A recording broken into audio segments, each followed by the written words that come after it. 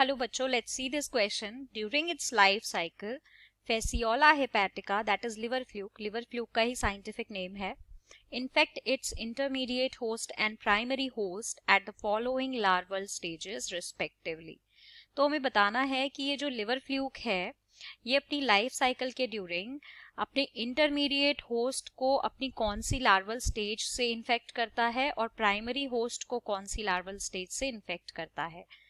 तो देख लेते हैं इस क्वेश्चन को. तो यहाँ पर की कॉन्सेप्ट क्या होगा? की concept will be the life cycle of liver fluke. इसकी लाइफ साइकिल की कॉन्सेप्ट है क्योंकि लाइफ साइकिल के अंदर इसका पूरा मैकेनिज्म आ जाएगा. ये पूरी लाइफ में किस तरह से अपने होस्ट को अफेक्ट करता है, किस तरह से ये खुद पूरी लाइफ साइकिल प्रोसीड करता है. Right, so that will be the की कॉन्सेप्ट.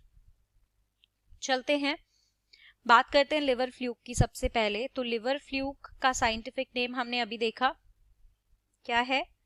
Fasciola hepatica. कई बार ब्रैकेट में लिवर फ्लूक नहीं भी देते हैं, so we have to remember the scientific names as well. तो ये बिलोंग करता है फाइलम प्लेटी हेलमिन्स को. प्लेटी हेलमिन्स को बिलोंग करता है. अब ये कॉमनली क्या कहलाते हैं? फ्लैट वॉर्म्स कहलाते हैं. ठीक है, तो दे आर फ्लैट वॉर्म्स. अब बात करते हैं आगे.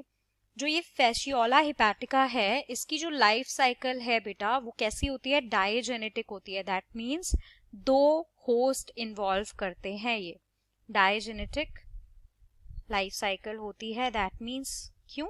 बिकॉज दो होस्ट बॉडी में ये साइकिल कंप्लीट होती है जाके. तो ये बेसिकली एंडोपैरासाइट्स होते हैं. एंडोपैरासाइट मतलब जो होस्ट की बॉडी के अंदर जाकर पैरासिटिक नेचर शो करता है. तो ये कैसे होते हैं? एंडोपैरासाइट होते हैं. तो क्योंकि ये एंडोपैरासाइट हैं तो ये कहाँ मिलते हैं? शीप एंड जो हमारी गोट होती हैं इनके बाइल डक्ट में ये मिलते हैं. लिवर की बाइल डक्ट में, बाइल डक्ट, लिवर की बाइल डक्ट में ये पाए जाते हैं. अब ये शीप और गोट का जो ये लिवर का बाइल डक्ट है ये प्राइमरी होस्ट की तरह सर्व करता है. ठीक है, और इंटरमीडिएट होस्ट होती है हमारी स्नेल. स्नेल्स हमारी कौन सी होस्ट होती हैं? ये हमारी होती हैं intermediate host. IH for intermediate host and primary host हमारा क्या होगा? शीप एंड गॉट का बाइल डक्ट. तो sheep and goat will be the primary host. So we can write PH here.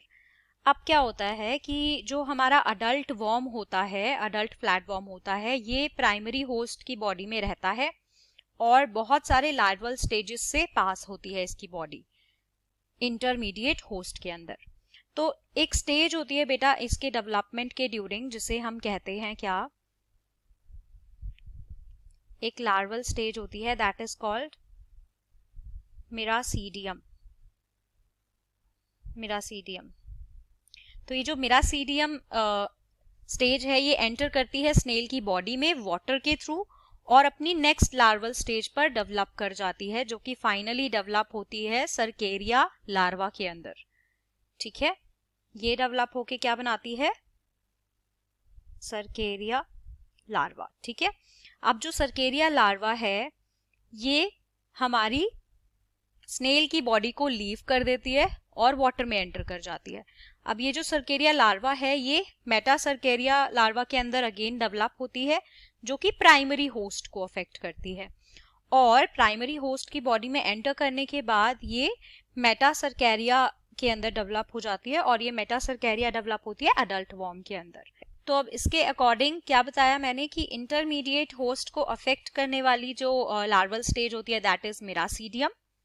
Right, मिरासीडियम.